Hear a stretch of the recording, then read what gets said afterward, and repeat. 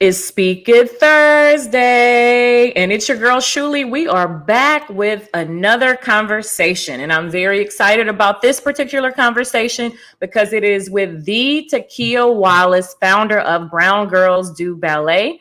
I'm excited about her mission and how she's giving voice to Black and brown girls who are pursuing their passion of dance. We all know that we're not very visible in this space. And we also know that representation matters. And that's why this conversation is so important. So get your little brown girl for this conversation. Get her, pull her in the room with you. Let her tune in, get your questions ready, get your comments ready, share this. Thank you for tuning in from wherever you're tuning in from. And if you're catching this on the replay, welcome, welcome, welcome.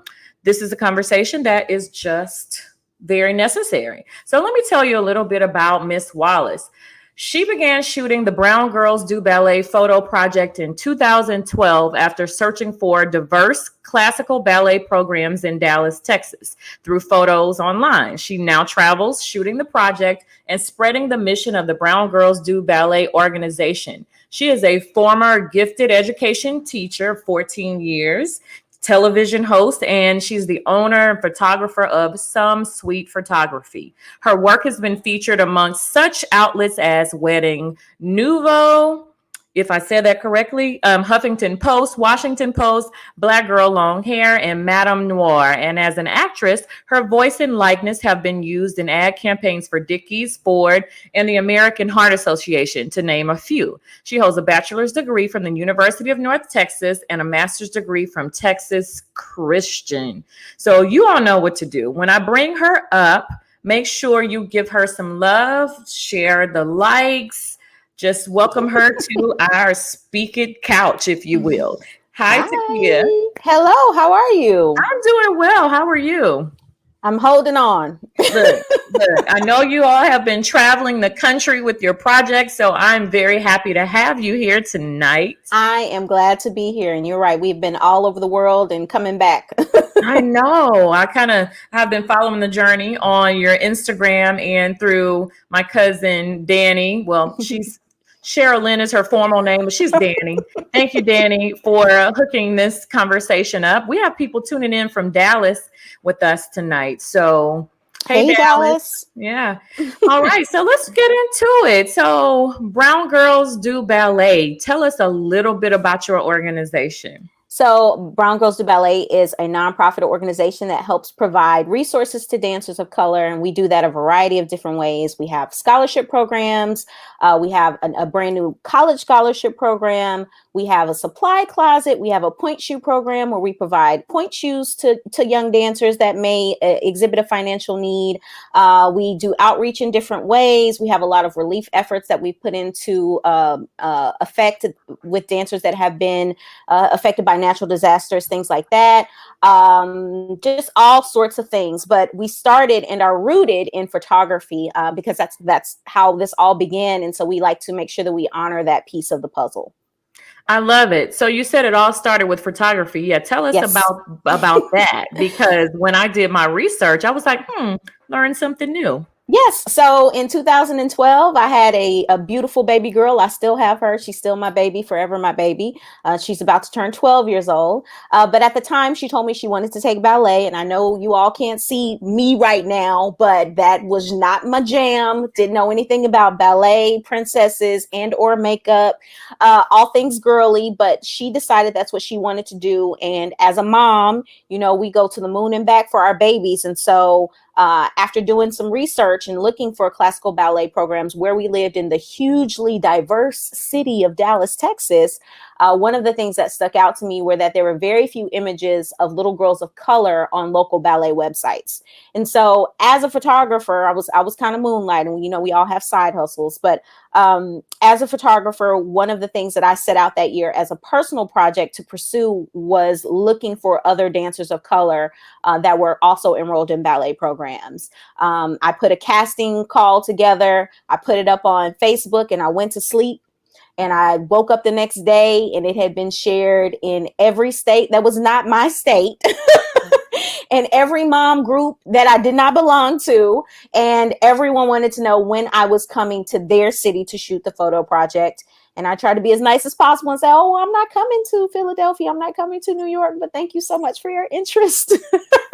So if overnight success was a person, that would be you. Look, I learned that first night, you saw people like, oh, I went viral. And I was like, that was not my thing. I didn't know anything about it, but I learned very quickly. And I've said this before in other interviews. Viral means you don't sleep ever again. So I have not slept since 2000. I haven't slept since 2012 when this all happened. But the response was overwhelming. I did not have the capacity to try and reach all of these places at the time. So I said, well, let me just keep my head down and focus on the 3 cities where I wanted to start, which were Dallas, Houston, and Austin, Texas. The very following weekend, I shot the project in Dallas, Texas, and the response was overwhelming. That first weekend, we had 12 girls, and 12 of those girls, maybe like 10 of those 12, original 12, I still keep in contact with to this day. But all of the moms were just like enthralled and enthusiastic, and some were in tears telling me I needed to see this through and telling me why it was so important. Specifically, I had a mom, TaKiyah Bell, who took me to the side and explained to me what it was like in the ballet world and how unique it was to be a brown girl in classical ballet. And so I thought, oh, well, this is real sweet. I don't know what to do with this, but thank you. And continued on to the next city. But on our road trip, that was the very first road trip to Austin, Texas, the following weekend after Dallas, I was talking to a friend of mine, Tony, if you're tuning in. And I said, something needs to be done. I feel like there's something here and there's something we should do, but I don't know if it's not for me to do. Someone needs to do a thing. I don't know what the thing should look like. And so coming back from Austin, she was super inspired, and we were kind of spitballing ideas okay, what could we do with this? And originally we wanted to identify a neighborhood in Dallas, identify a girl or two in Dallas, put our funds together and get this girl in a ballet class. So that was kind of the first iteration of what could be. But as it grew and as each city continued to grow and the response grew and the social media grew, it ended up being a whole lot more. So the very first scholarship, it was an unofficial scholarship. It literally came from me, some of my friends getting together, throwing a few bucks in a PayPal account and paying a young girl's fee so that she could take her first summer intensive training. And then from there, I just started asking the parents as I would shoot the photo piece of the project. They'd get a free 8x10, but if they wanted to see more images or if they wanted more of their digital files, if they could just give us a small donation for this scholarship bucket. And it grew from there. So we got our 501c3 status to do it officially in 2015, and we've been rocking and rolling ever since. Well, first of all, congratulations, because you've definitely been busy, and the cause is very necessary. I mean, when you think about all of that and all of what it entails and what it means in our community, again, hats off to you. Congratulations. And thank you. Thank you. Let's talk about these fees really quickly. So you've learned a lot. You learned about the cost. You are officially a dance mom, and you are the founder and director of this nonprofit. So talk a little bit about these fees. And it's expensive. If you think about it, a lot of moms, we put our babies in ballet, and it's, let's say, I'm a lowball it. Let's say it's $60 a month. They go that one class a week and they twirl and they look cute in that tutu that you went to Capizio and bought. And it's amazing. It's wonderful. But babies grow, okay? And so those shoes that were once $20, depending on how far they go in ballet, become point shoes. And those point shoes can start at $100 in some cases. And they go through pairs after so many hours of training. So you have professional girls or girls who are pre-professional who are going through 3-4 pairs of point shoes a week. That's $400 a week. So it's expensive. Then when you have them, when they move into any sort of competition level, there are fees associated with that. So my daughter has just joined company at her studio. You're looking at, anywhere training wise, $200 a month on up. and then you got to have costumes for all of these shows, right? And Yeah. then you factor in travel when the girls are at a certain level and they're interested in a summer intensive where they get that real deep training for weeks at a time. A lot of them choose to go off to New York or LA and train with, like, you know, Ailey or School of American Ballet, ABT. Those summer intensive can cost anywhere from $5,000 to $6,000 easily. That's just a summer. So when the girls decide that they want to take this art form serious, there are other people that don't have these financial barriers the way people of color do. So it's good to be able to offset some of those costs. But what we're doing is not enough, to be honest with you. I would love to, you know, pay everybody's fees, but we just don't have it. You know, we're a nonprofit. We have to fundraise just like everyone else. And unfortunately, some people don't feel like arts programming is as important as, you know, math and science. And I'm not putting them on the same level now. I'm not putting them on. I'm a former educator myself. But they're just as important, okay?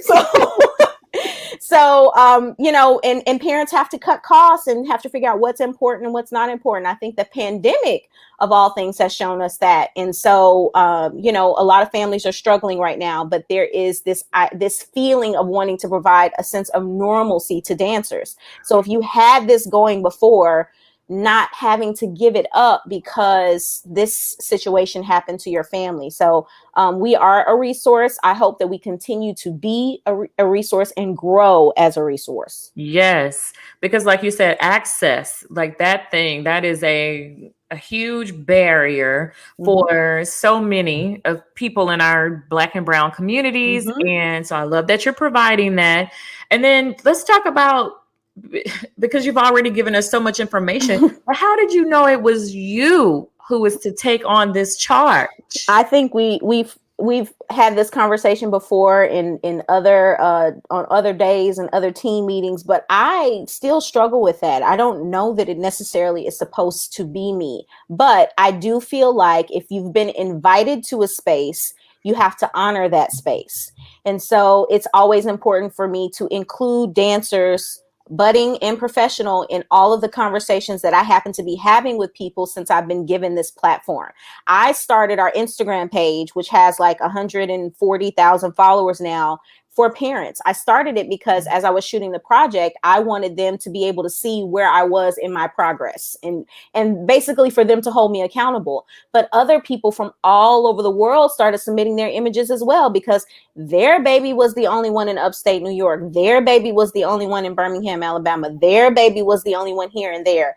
And so I started kind of sharing those photos, and it became a community. So I think I still struggle with the idea of it being me, but I do recognize the fact that I started the community aspect of it.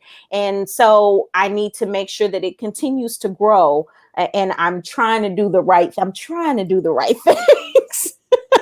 But it can get a little exhausting with it being me. I've often had these little bouts where I look for a face. Who will be the face of the organization? But it always somehow circles back to just hold on for a little bit. It's just you work it out for a second. So the way I look at things now is I'm foundation building, and one day someone's going to come put the whole house on it, and it'll be perfect. But I'm just trying to make the foundation solid enough. Okay. Now, what does the house look like? That's a great question. I know what I want the house to look like. So I have this lofty goal, and at first I was like, well, I'm just going to keep it to myself. But I'm at a place in my life where I feel like it's necessary for me to put it out there because I need help, right? So I think that when we think about dance and performance, a lot of the benefit that other communities have is that they have space. You think about physical space and how much physical space can really take things up a notch. Think about even doing like a podcast or something like that. It's hard to do it at home. Dance is one of those things that's hard to do at home. People always ask us, when are you going to have your own studio? When are you going to start your own program? I never want us to have our own studio program because I feel like the instructors that are already talented in doing the thing are out there in those communities. But one of the things that I would love to see happen for communities of color are these kind of incubation spaces. If you think about residency programs, as a budding choreographer, if you just need a place to just go for a few weeks and get away, because oftentimes we need to separate ourselves from where we were to do the thing that we need to do, right? Apply for a residency program, and you can just work on your pieces, work on the things that you need to do to be able to get to where you want to go. So eventually I see Brown Girls kind of morphing it into similar to what a Jacob's Pillow is in up north, and having a space for young creators of color to kind of work on new projects before they take them out into the world. So, and I would love for us to be the incubator space to make that happen. I love that. So you're supporting what's already out there. Yes. Not trying to start something, like you said, new. It's the work is already being done. It's already being done, and it's already being done in these pockets of excellence, and that's great. But it would be great for other people to have their eyes on this one space where people are creating those works. And, you know, it doesn't have to necessarily be confined to dance, because that's another thing that I've often struggled with, because I don't necessarily see myself in the space, right? But I would love for there to be, you know, people working on theater works, things like that. Just any community where they feel like, okay, well, I have this local place where I could go, but it costs this amount of money, but I can go here. And of course, I love for it to be in the South, because that's where I am. Where I can go for 3 weeks, grind it out, make this thing happen. I want a full production space, studio, all of it, where they can come and record those pieces and submit for different grants and all of that in a peaceful, serene space that encourages you as a person of color. So that's the goal. I support that.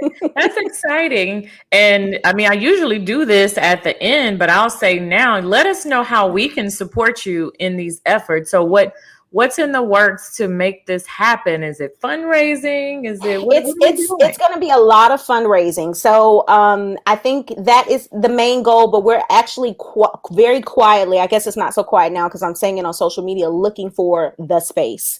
I've had this deep desire for probably since I was 10 years old to always go back to home. And home for me is Fort Worth, Texas, and create something for the little girls that look like me, where I grew up, because there was nothing like this. And even still, there's arts programming in Fort Worth now, but it's not like what I have in my head. And it's not free, which is what I would like to do. I would like to do something that is free or sliding scale, even if it's like, you know, a space that when it's not being used for residency, that is like a space where other teachers can teach. And I want to make it affordable. So my deep desire is to do that in Fort Worth, Texas. But, you know, you got to find the right space. It's got to be the right vibes, like all of that. So we are looking now. And my hope is to have this done within the next 3 to 5 years, at least on a very small level, and then build out from there. It's out there in the atmosphere now. So it's just going to take off. And I was just having this conversation with a friend of mine from Grambling. This was last week, and we were talking about a space and event spaces, and that's a new thing. And I think it's an outlook for business when people are talking about real estate, but to have an event space where people can come and do things like this. It's a huge deal, because if you think about it, that is how you make anything happen, having the space to do it. And oftentimes we're kind of cut out of these equations because other people will come right into the communities we grew up in, where things are $5.25 for land, take it, and all of a sudden box you out price-wise of a community that you lived in for 20, 30 years, because they were thinking like that. Ownership. This is my land, my space. I want to build on it, that sort of thing. And it may not even be a community they want to live in. I want to put something in a community that I grew up in, and make it affordable to the kids that are already live in that community. Can they come from the other side of 35 and take part in class? Absolutely. But it's honestly for us, by us. Yeah, and that's very, very important. And so you talked about the house. So now let's talk a little bit about the foundation, because you're right. This foundation that you're building is strong. When I looked at your website, you have some really good things going already. We do. And you want to keep those things and refine them. You know, when you kick an idea out, people can either love it or hate it. Oftentimes, my experience with Brown Girls has been kind of what I went through. This is kind of not my wheelhouse, so I don't know if this is the right thing to do, but it feels right. And you'll have certain people to be like, well, no, that's not right. But you feel like there's something there. I think the best judge of whether or not you are doing, if it is right, even if it doesn't look pretty, is by imitation. And today, perfect example, I went to someone else's website because it popped up in my Google alerts, and saw exact copy from our website on their website, doing almost the same programming that we're doing, but it's not me. And so I'm thinking to myself, I literally went back and forth with my friend Nika Smith, if she's tuning in right now, and we went back and forth about this copy. This was like 5 years ago. To have someone come to our website, copy it and paste it and change a few letters, not even words, because the words were all the same. It was the letters. That lets me know, even though people told me no, I'm on to something, because someone is already trying to duplicate it in their community. So I think it has to feel right. So that also means looking at the things that you've built, even if they're not pretty, they're really ugly. Like I'll give you an example. Our mentorship program, we call them ambassadors. So it's not a typical brand ambassadorship. The whole initial goal was to pair girls with professional dance mentors. These are dancers that are currently in the trenches and dancing professionally. And our whole thing about dancing professionally is, do you get paid for it? Can you eat from it? Right?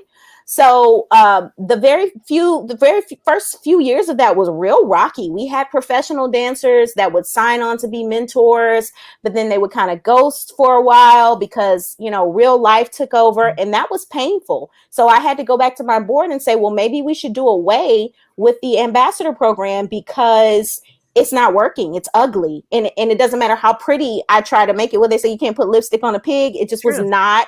It was not a thing. And what made me continue on with it, even though it was ugly, and it's still ugly in some places, it's not fine-tuned yet, but it's a part of that foundation, is how many girls still to this day want to be ambassadors.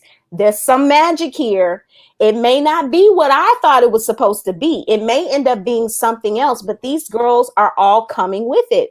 The first few ambassadors we had, they were real shy. They weren't really about community service. It was just kind of like, well, I like to dance sometimes, that sort of thing. Now, when we roll out that application, it's like, pop, pop, pop, pop, pop. These girls are future baby presidents. So and that happen to be dancers, that sort of thing. So you're getting some solid applications. Yes, exactly. So, that foundation, it's going to take a while to really get it the way that I want to get it, but it's strong. It's the beginning of something strong. And then I also have to remind myself, there's a luxury from people to be able to Google us now and come to our website and copy something and put it on their website, right?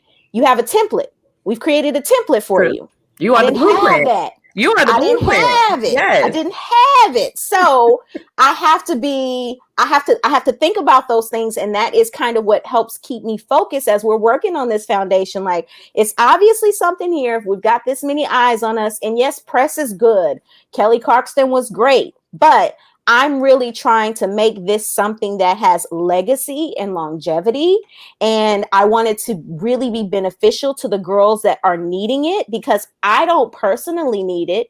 At this point, my daughter doesn't personally need it, but there are still girls out there that absolutely need this, and they need it to work, and they need it to be strong.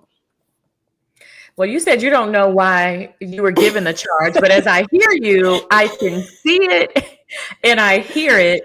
And it's very important for people to have their voice. And as we were talking in the green room before this, and I was telling you that as a speech pathologist and a voice specialist, that's just one of those things for me, that everybody has a story to share, and I'm here to help you unleash your voice. And it sounds like you're doing the same thing.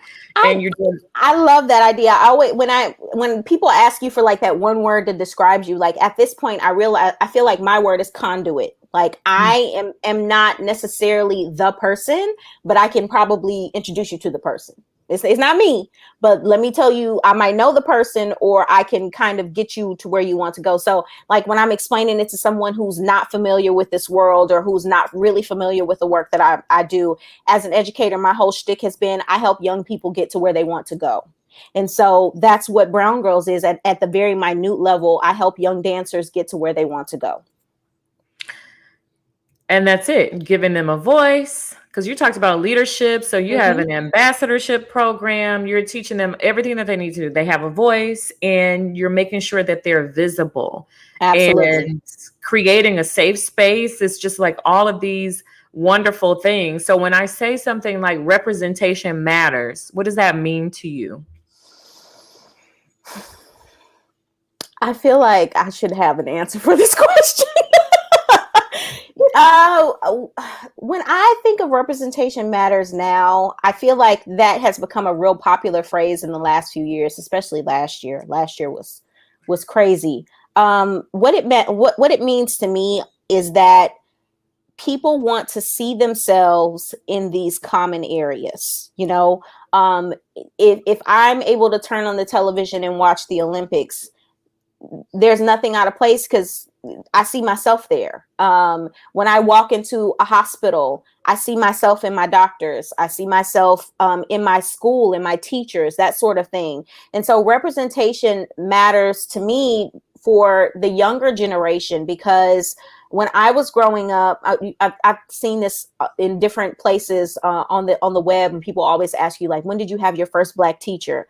I remember my first Black teacher. Her name was Gloria Scott. She taught me in the 4th grade at Mitchell Boulevard Elementary School. And the reason she sticks out to me is because she looked like me. And I think that every person deserves to have that feeling and that satisfaction of, I know this person cares for me and is trying to do their absolute best, even, and worked really hard to get where they are. And I see myself in them, not just because physically they look like me, but because it's something different than what you would typically see. I remember when I first started the project, when I Googled Black ballerina, the shoes popped up, Black ballet flats, Black ballerina ballet flats. That's what popped up. And now to be able to go onto Google, use those same words, and you see pictures like Misty Copeland, Michaela DePrince, Coco, like all of these amazing dancers pop up. It's just a complete change. But it's because a group of people, not just me, because I wasn't the only one Googling it, decided that they wanted to see themselves in that space so much that they started drawing these people out of hiding. That's why I feel like they were in hiding. But it's because nobody else was interested in seeing them come forward until they did. And then all of a sudden it's like, oh my God, I didn't know this person was there. This is amazing.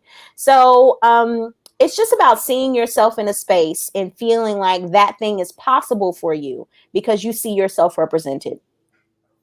That's good. That's good. And I'm looking here. So check out some Brown ballerina stories on our blog, browngirlsdoballet.com. Shout out to the team. Okay, yes, working hard over there.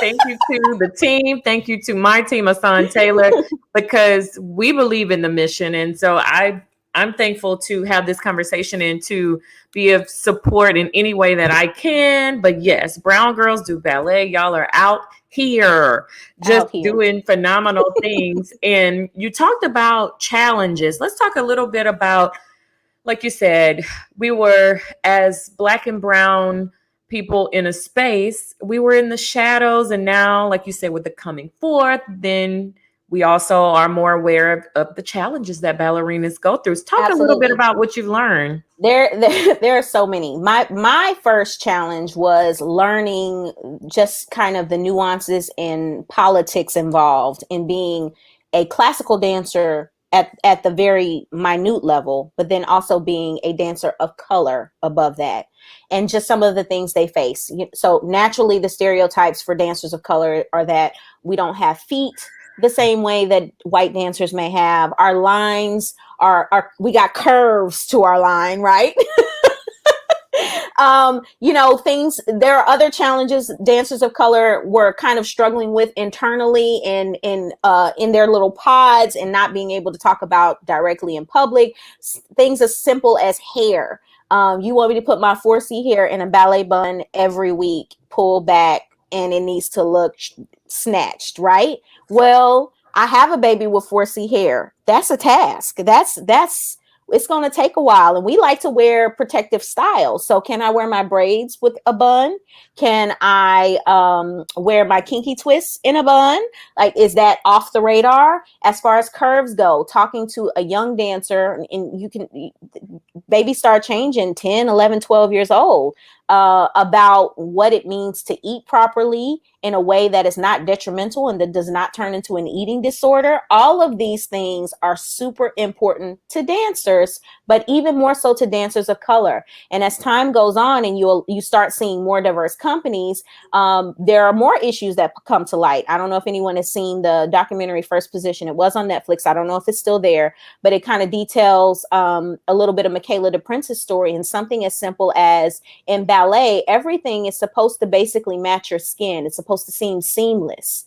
But if you're a brown girl, pink tights don't match your skin. Pink shoes don't match your skin. So your line is broken. So yes, you may fit in with everyone else in that line, even though you really stick out because up here, you're a different shade completely. But you aren't allowed or weren't allowed to wear your brown tights and brown shoes. So Michaela DePrince's adoptive mom, who's white, was in a scene dyeing the lace of her costume to match her skin so it would be seamless, because it was not made for her. And so a lot of dancers are coming forward, like saying, hey, this is not okay. I have to do twice as much work to look just like you look in this thing. So even if my ballet teacher tells me I can wear brown tights and brown shoes, I'm sitting at home with makeup turning my pink shoes into brown. So I bought those shoes for the same price you purchased those shoes for, but I have to go to the store and get special tools and makeup and stuff like that to sit and go the extra mile to get my shoes ready for class on Wednesday. So you're having a lot of companies come forward now and provide those options. They provide brown tights, they provide brown shoes, which is great, but there's still a lot more work to do, because even as the dance wear companies are providing these options, you still have companies that are saying that's great that you can get brown point shoes now, but you can't wear those. Wow. That's interesting. And I learned that, well, not even interesting. That's unfortunate, but not interesting, not surprised. So I take back what I said. Not surprised. But I learned a term called pancaking. Is that what that's called? Yes, that's when you take that makeup or that paint. Some women actually use paint, and they pat their shoe just the same way you put on makeup on your skin. They put it on their shoes, and it's not just the shoes. They put it on the ribbons. And if you know anything about dance, they sit there and they hand sew those ribbons onto their shoes. So you're doing twice as much work and then having to come over it with makeup and let it dry, which this is hours of prep before you get out there, right? Because you can't just get up on stage with wet shoes. And if you're going through, what did you say, 2 to 3? Some of them are going anywhere from we purchased 2 pairs of point shoes for a dancer in particular about a month ago. She got through those 2 pairs of shoes, I think, within 4 days. And at that point, you start looking around like, I want to be able to help you, but I'm looking at our point shoe fund and that's not a thing. So they can only dance so many hours. And depending on how far they're going in their dance journey, they can go through those pairs like clockwork. Now, a lot of companies do offer reimbursement programs or offer scholarships for point shoes and things like that, grants for point shoes within their institutions. Okay. But there are a lot of girls that don't qualify for those. Wow. Like you said, it's just so much that you never considered. And when you saw the little girls in the tutus, and when I was raising my little sister, we did dance for a little bit and she just didn't really have the interest in it. But I didn't really, like you said, we just did the basic things and I thought that was just it. But I didn't really think about the matching and the lines. But we also went to a studio in Missouri City, and it was all black. So we didn't really have to worry about the hair and all of that kind of stuff. And see, that's a whole other thing, because you have, like, Dallas has Dallas Black Dance Theater. That's a completely different world. New York Dance Theatre of Harlem, they actually kind of started all of these trends with and I don't want to even say trends, because it's not a trend, like this is how it is, with brown tights, brown shoes, because Arthur Mitchell was basically like, look, we don't look like that. So it needs to to look like this. And even now, as a photographer, I'll go out and I'll shoot dancers, and they'll ask me like, Miss TaKiyah, do you want me to wear my tights, or do you want me to just have like my bare skin? Because they feel more comfortable in their bare skin and not the pink tights. So there are great companies that are out now. Blends, I plug them as much as possible. A small company owned by a phenomenal Black woman who makes brown shoes and brown tights. But then you also have those larger companies that are coming to the table now and trying to get right. Yeah, trying to get right and trying to get some of this Black and brown people money. That too. Number one. Yes. Thank you for keeping it real. You can keep it real even when I can't. I can say it. You can't say it. However, if we benefit from it, we'll benefit, but we'll support those who support us. So absolutely. Blends, BLENDZ, Blends Dance Apparel. Mm-hmm. Thank you for that. Blends Dance Apparel. Mm-hmm. So and you have the closet. Wait, what is it called? It's the closet. It's a supply closet. Yes. Supply closet. Okay. And so the supply closet, the girls are able, from wherever they live, are able to apply for supplies, tights, leotards, and shoes. But we kind of separated the point shoes for a completely different program, because point shoes cost almost 3 times as much as the leotards and the tights were running us. So the girls from all over can apply for those. We don't do a lot of financial checking or anything like that, because I tend to think, especially as a former educator, if you've applied for these things, you probably actually need them. So last year during the pandemic, we launched a new initiative called Back to the Studio, because we knew that girls were going to want to have a sense of normalcy post-COVID, even though obviously that hasn't completely come back around. We're still here. We're still here. The girls get a dance bag, leotards, 2 leotards, 2 pairs of tights. They also get PPE, mask, hand sanitizer, that sort of thing, just so they can like already have things together. So all mama has to do is drop them off at class. They have everything that they need. So how much does a bag cost? So to put that together, if they need that as a starter, or if people want to donate, how much? It's expensive. So you remember we talked about that ugly foundation? Yes. You know, we started with like, it should cost this, but then actually putting it together during a pandemic where everything has jumped up. And then honestly, the first run of the ballet bag is still lost in China somewhere. So, there were a lot of hiccups, but when we're getting ready to roll out again for 8/28 Giving Day, which is the National Day for Black Giving, if you all are not familiar, but it'll be like $50 a bag is what we've asked people to donate to make it happen. 8/28. Okay. Mm-hmm. All right.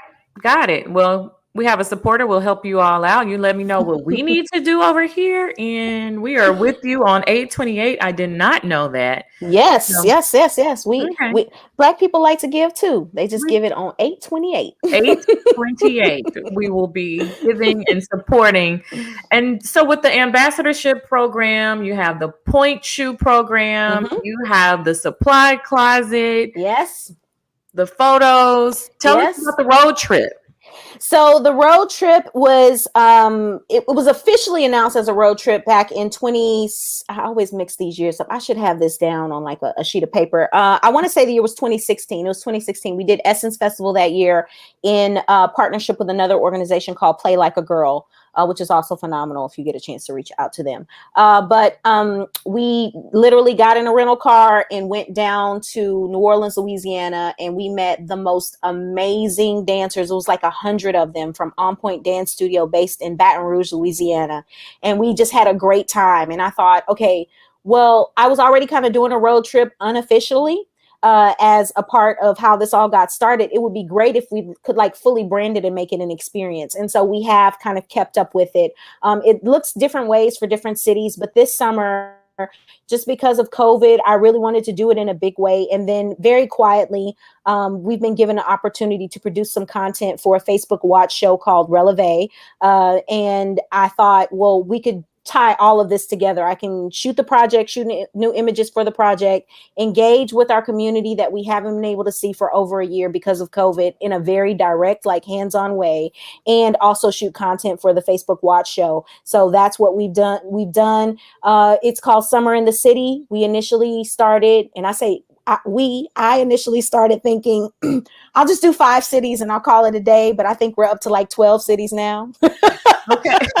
And it just keeps growing every time I think, just like you said, off. We'll give out a couple of scholarships. We'll go to a couple of cities. It just keeps going. It keeps going.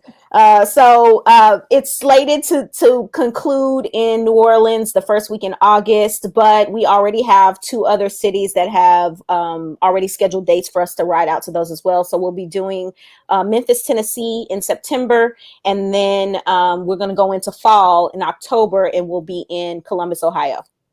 Oh, wow. And so you go into the cities, you do the photos, and do you have any programs, or will that be? Yeah, so each city looks a little bit different. We've done everything from, in Houston, we've done like supply drives and giveaways while we're right there in that city for the road trip. We've had like activation, like play dates in New Orleans, and also done small studio visits. This past couple of weeks ago in New York, we did a studio visit as well, where we got to meet the girls or the kids. It was girls and boys, but the kids that were dancing at that studio and see what they have going on. It looks different in each city, but what I would like to eventually do is tie our own sort of like workshopping programming into the tours as well. So perhaps having a different professional dancer in each city stop with us and meet the people that are in their community and talk to them about, you know, what they should be doing, what they should be looking for, especially dancers, because our dance parents often are just as lost as I was. Where do I go? What do I do? What does she need? What doesn't she need? How much should I be saving? How much should this actually cost? Can I get it cheaper? So having a workshop series tied into that as well is definitely on the books for the future. Empowering, equipping. It's just like you said, it just goes on and on. Now, wait a minute. So you kind of went quickly past the show. Tell us about the show and when should we expect it? So it's actually airing right now. We post a new episode every Friday. Although this week, don't look for an episode because I'll be I'm out of pocket. Okay. I'm out of pocket this week. But every Friday there's a new episode. And so we do a couple of different things. We interview different dancers on the road. We've had several professional dancers that did interviews for us during the pandemic, but there has been nothing like being with them in the same space. We also do studio highlights. You know, oftentimes people in certain communities don't even know that they have hidden gems down the street from them. So we like to highlight studios in areas that have gotten major kudos and shout outs, but maybe other people in the area don't know that it's a great place for training. And then also we're quietly, very, very quietly, because don't know the direction yet. And when I tell you what it is, you'll understand why we don't have a direction yet. Putting together a documentary about the organization as well. But it's kind of all over the place right now. So we've been filming it, but I don't know where it's going. Hey. Let it unfold. It seems like your steps are ordered, like in just a bigger scale. You have no idea. I was never one of those people that felt like everything was kind of being laid out for me. And I still don't feel like that to some degree, but I remember the first time I was interviewing attorneys for the organization, and the attorney that I chose, our very first conversation, he said, "Have you read The Alchemist before?" And I was like, "No, I haven't read The Alchemist." And he said, "Call me back after you read it." And so I didn't read it. I bought it, but I didn't read it. And I already decided he was who I wanted to be our attorney. And I reached out to him and I was like, "Okay, I'm ready to move forward." Da, da, da, da. He got back on the phone with me. He was like, "Did you read The Alchemist?" And I was like, "No, I didn't read it." And so he was like, "Well, call me back after you've read it." And so finally I was like, what is so important about this book? But after reading it, I called him back. I said, I read it. And it was basically, the premise is every single thing that has happened in your life is going to lead you to this destination, this place. And I firmly believe every single thing that has happened in my life, from my background as a teacher to my background doing any sort of like acting or press to being a photographer, all of that has led me to Brown Girls. So it may not be for me, but I was being built for it along the way. Mm-hmm. How has it changed you? Because I believe our purpose does. It changes us and it grooms us, and we show up just like you accepted the charge, and then the work started. I didn't have a choice, but how has it changed me? I think more about the business of things more, and that's not something I thought about before. I was just kind of living life and having fun, you know what I mean? But now I'm really into the nitty gritty. I had a conversation with somebody else the other day where I said I kind of feel like I'm turning into you think about, what's that movie, The Devil Wears Prada? Yeah. That main character, she just seems so curt and just like off. I feel like I'm turning into that, but also I understand why I have to be that way in certain meetings now, because people will play with your time like nothing. Okay. Yeah. And I know at the very root of what I'm doing, and the very root of everything that I've done, even from before Brown Girls, has been kids. I only care about kids. That's it. So if I got to be the devil wears Prada, if I got to be the devil in a meeting to get what I need to get for these kids down here, I'll do it. That's fine. Mm-hmm. So I feel like it's hardened me significantly, to be honest with you. Mm-hmm. But I feel like it's for the benefit of some girl that maybe I know or maybe I don't know yet. You're an advocate. Goes with the territory. Conduit, advocate, got it. Portia Robinson says, I'm glad we were able to catch this. We love being a part of the BGDB family. That's one of my ambassador mommies. Hey, Portia. Okay. Hi, Portia. All right. And then Sybil says, love it. We're just getting some comments here. And Diana Starr. That's one of my babies right there. Okay. She says, hey, Miss TaKiyah. And we have a wonderful community, and a lot of these moms and kids did not know each other before any of this. So you've created that foundation. Sounds really, really strong, really solid. It's still got a, when you lay a new driveway, how sometimes like a kid comes and puts fingerprints or footprints in it, and so it's not smooth. It's just a little. It's not. Got it. It's getting there. Working on it. It's getting there. Okay, so, and again, your team is working. They said shop on Amazon, visit. So that's another way people can support. Then visit smile.amazon.com and add Brown Girls Do Inc. as your organization of choice. Look at that. I mean, you know. Teamwork makes the dream work. Tell us about I never mention these things. Okay, let me. I call us small but mighty. Okay, middle-aged and scrappy.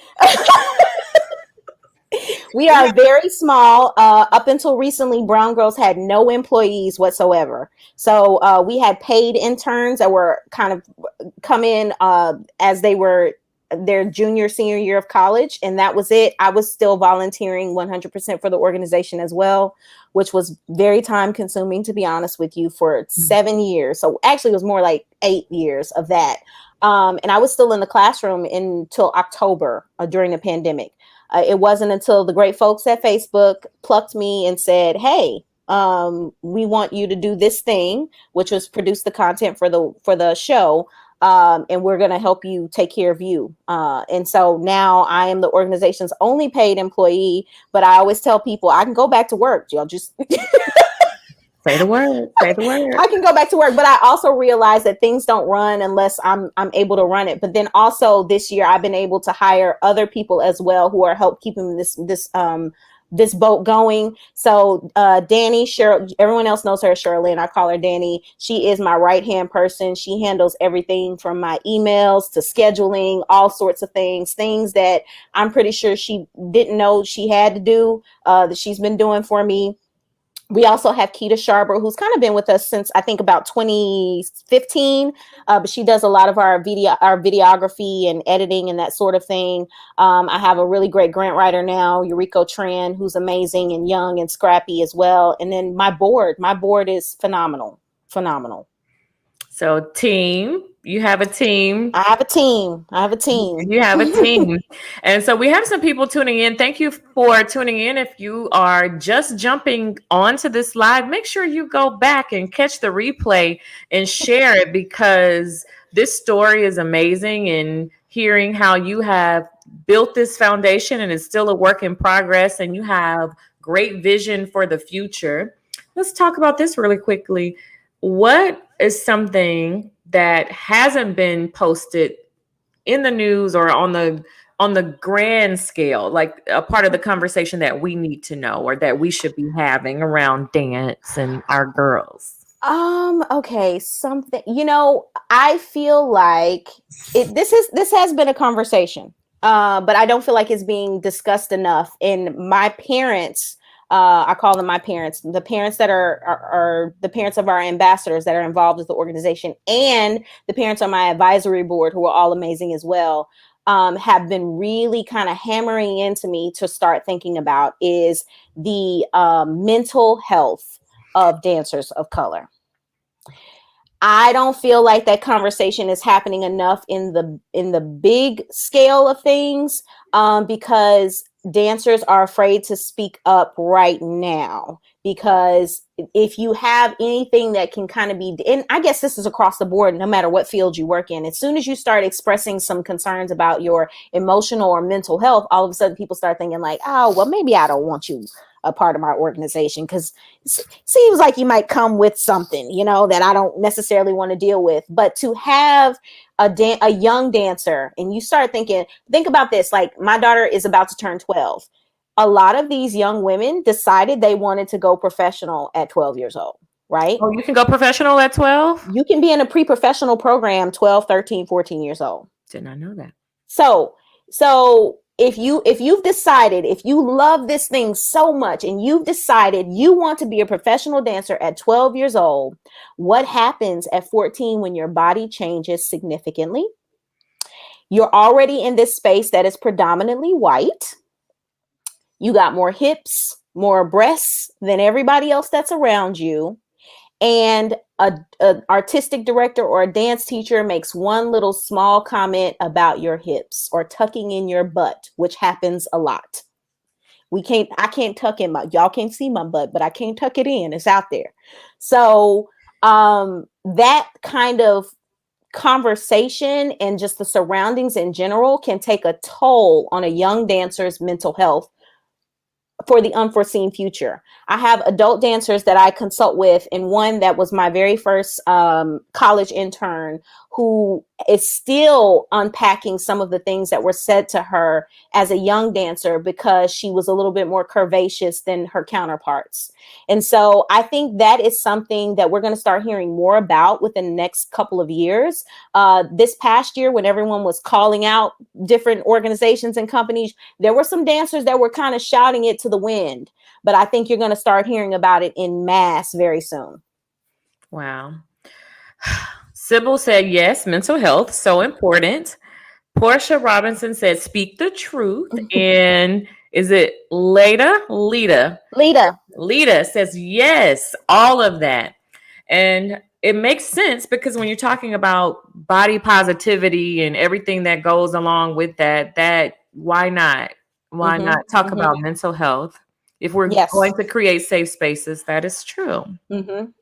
So, and there are organizations that are out there having those conversations as well. There's one, oh, this is so bad. I cannot think of the name of it, but it's based out of Baltimore. It's also led by a Black woman. And they had a documentary produced by Queen Latifah. And I'm so mad that I cannot think of it right now, but she talks a lot about body positivity and mental health on her platform. And I cannot think of it right now. That's okay. If I find it or somebody finds it, we'll drop it in the comments. We'll go back and provide the information.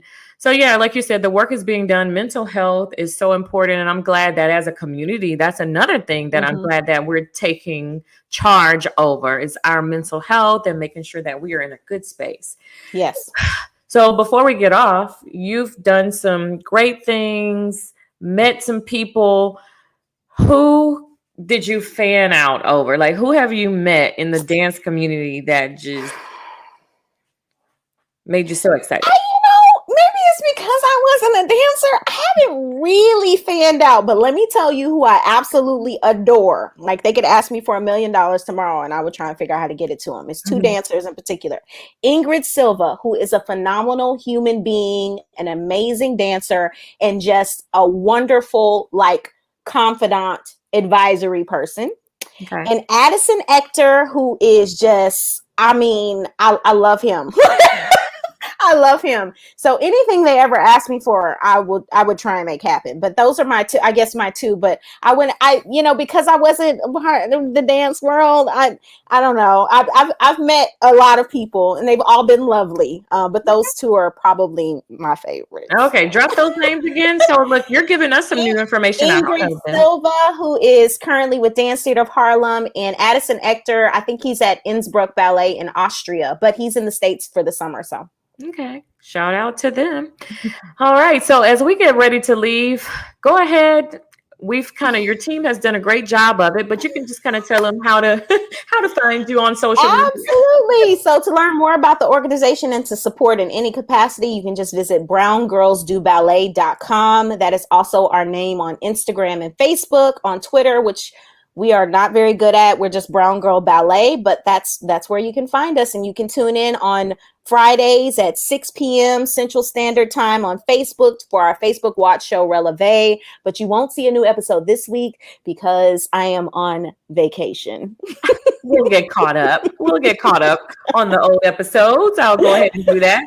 Robin Gibson, my sister. Hi, Robin. So she says mental health matters. That's right. So true. It's so true. And I feel like what you're doing in general is a part of that, because the space that you're creating, you're helping to, I guess, really alleviate or prepare we just try and make it easier for you, and we can do that in a lot of different ways. But my hope is that one day, I used to tell people all the time, and I feel like we're getting to that point very quickly, where people, well, how do you feel about the conversation about diversity in ballet? Well, one day that won't be a conversation. That's my hope. There won't be a conversation about the need for diversity in ballet, but what there will continue to be a conversation about are, number one, like the mental health aspects of it, but then also the financial part of it, because it's so expensive. And if you are just a regular family trying to make it, I saw something today that said we're all one step away from homelessness.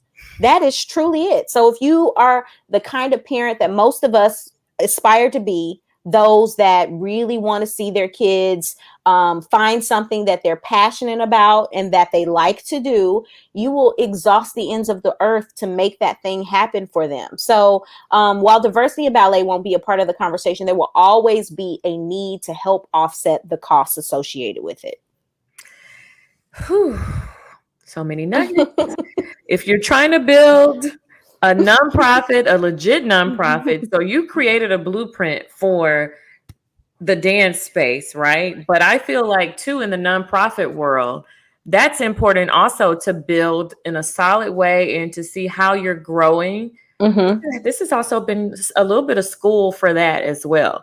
So I hope so. I feel like I'm still the nonprofit part in itself. And that was my doing. I knew. I thought it would just be a lot easier. It's not. It's for every level. There's a different sort of, perfect example of anybody thinking about starting a nonprofit. Last year, we had someone who wanted to donate to us as a nonprofit, but we were not at the time certified to solicit donations in all 50 states. I didn't even know that was a thing. So we had to pay to get certified to solicit donations in all 50 states. That's very close to $10,000. If you are an organization that typically only operates off a $10,000 a year budget, much like us, you mean to tell me I have to set aside $10,000 every year to be able to get other people to donate? It's a wild ride in the nonprofit world. Well, this is what we're gonna do. We're gonna look, extend your hands like they do in the church. We just send, let it rain down, let it fall, let you get the support that you need. Every time I panic, and Danny knows this, every time I panic, something just miraculously it's like a shine. I've been watching Manifest when that man saw that pathway that nobody else saw. Every single time I think this is too hard, I don't know how much longer we can do this, a pathway illuminates, and I go back to that conversation with my attorney. Did you read The Alchemist yet? It's gonna be fine. It's gonna be fine. I'm allowed my panic modes, but eventually it's gonna be fine. That's a part of business ownership, nonprofit work, all of that. Like you said, every week you think you might want to quit, and Yep. sometimes every day.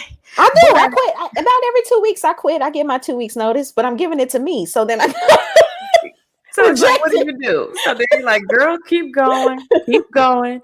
It's for the kids. So we thank you for coming on and sharing your Thank you story. for having me. Yes, sharing your journey. As you all have tuned into this, I hope that you've been inspired by the work that she's doing, inspired to support, inspired to share, and then inspired to also speak your truth. Because like she took the charge, there could be something calling you as well. And I would say take that lesson because she stepped out, and it seems like, again, that's all I think. This is what comes up for me. Your steps are ordered. That's all. As I listen to you, as I hear your story, you're doing a great work, and it's definitely bigger than you. And if you say a picture is worth 1,000 words, like we've seen that grow. I feel like you're that in action. Look, Brown Girls, they are working. They said, thank you, everyone. We appreciate your support. I love y'all. This has just been such a wonderful time. So do you have one last thing you want to say to the people before we I just want to say thank you to you for giving me the time to share our mission and vision with you on this platform. I over time I've become okay with doing press about the work that we're doing and having conversations about it in a public way. But I really like it when the person is someone who has a heart for the kind of work that we're doing and want to see us and push it out. So thank you so much for doing this for me. And just to everyone else, if I know you, if I don't know you, thank you for tuning in today. I am so grateful. One of the best ways that you can support us, obviously, is always sharing our mission and vision with your community and your network, because you just never know. You never know. That is true. You never know. We got this building. You have a house that we're trying to build. We need the building. I have a vision in my head. So my board is like, you said you were going to stop at this point. I'm like, yeah, but I feel like we could go a little further. Yeah. Be open. We're looking. Yeah. Portia said, please save this live. Portia, it will be saved. You can catch the replay on YouTube, and it'll be on our Facebook, but definitely go over to youtube.com/Shuli Gibson, and you can catch this, check out the whole conversation, share it. It's an important conversation. And so with that, I'm going to say to you all good night. And remember, in the West African term, like the definition of ashe means to speak a thing into existence. So you can change so much just by speaking a word. And with that said, go out and speak it. Good night. Bye.